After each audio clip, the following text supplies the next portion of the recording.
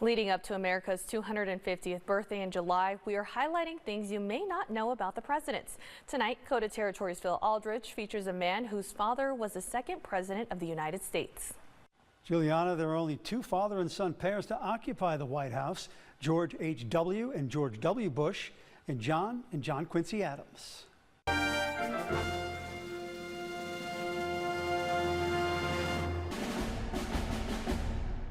John Quincy Adams was born in Braintree, Massachusetts on July 11, 1767, the first son of John and Abigail Adams.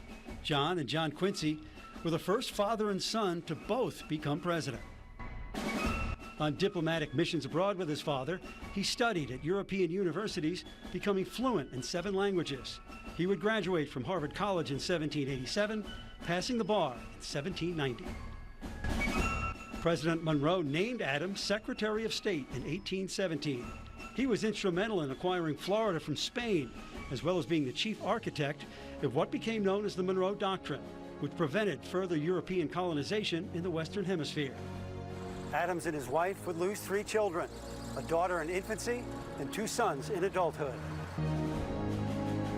In 1824, Adams was one of 5 candidates in the presidential election, with none receiving the majority of electoral votes.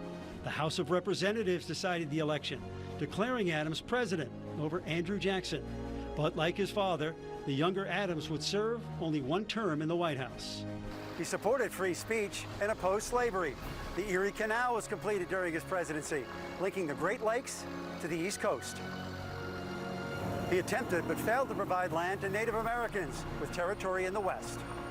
After leaving the White House in 1830, Adams served in the House of Representatives for 18 years.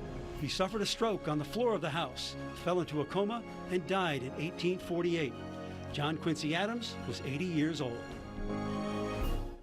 For negotiating the end of the War of 1812 and his work on the Monroe Doctrine, Quincy Adams is considered one of the most influential diplomats in U.S. history.